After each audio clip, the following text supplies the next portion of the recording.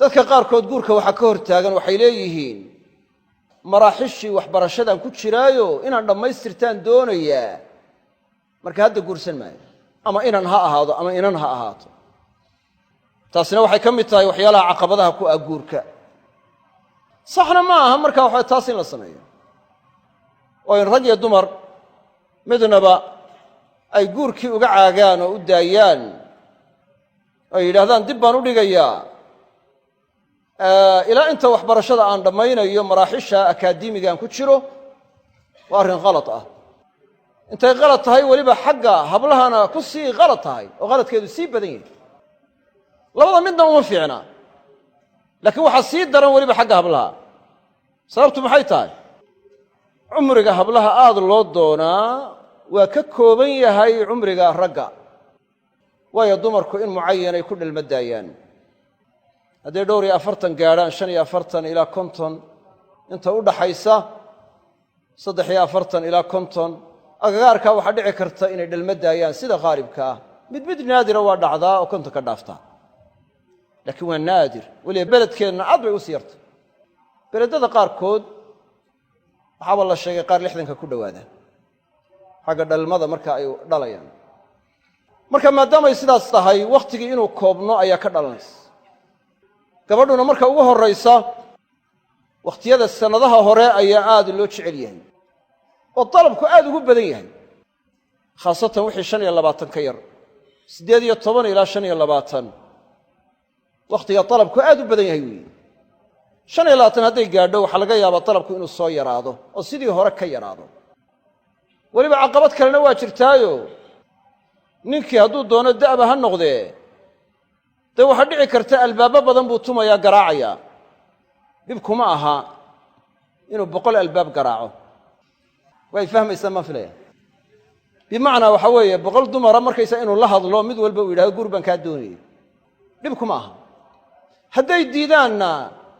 qadarkiisi inuu nuqsaamo meel lagaga dhacay oo yacni markaa uu sharaf dhacay u qaadan maayo gabadha iyada cid ma dalbato waa matluuba laa taaliba iyada waa la doonaaye cid ma doonto waxay eegtaa uun ka albaabkaas soo garaaca ya qadarku kuu u keeno soo doonun bay eegtaa maadaama sidaas yadaa ay eegayso fursadaha inay dayacdo maaha yacni kuf saalix oo wanaagsan hadday hesho waxbarashaan ku jira ama wax la mida ya ama da'dan diyaar ma ihi iyo wax la mida inaad tidhaahdo maaha meel walba inay iskaga dhacdo dib maaho waa inay cidda iska egtaa laakiin haddii shakhsigaasi uu yahay man tardawna diinahu wa khuluqahu labadii daabid eeg ma aha xagga markaysa wax martabada shaqo wanaagsan ma haystaa xoolo badan ma leeyahay taajir ma dhalay yacni reer xoolo badan ma ka dhashay reer madaxa ma ka dhashay reer laandheeraa ma ka dhashay yacni iyo waxa la midka ah qiimaynta waxaasoo kale in lagu eega maaha waa in lagu eegaa daabidka uu nebigu sheegay man tardawna diinahu wa khuluqahu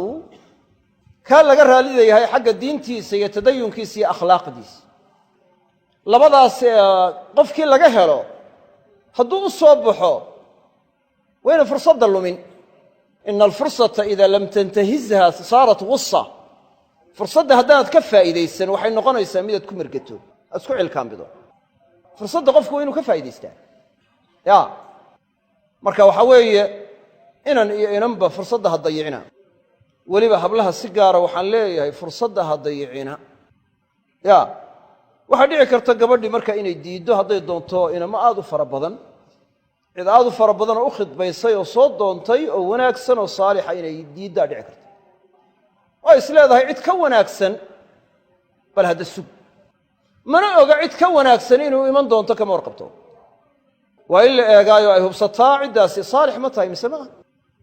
markay ogaato inay ciddaasi saalix tahay waxayna ku ogaanaysaa dee inay dadka la tashato cid taqaanana weydiiso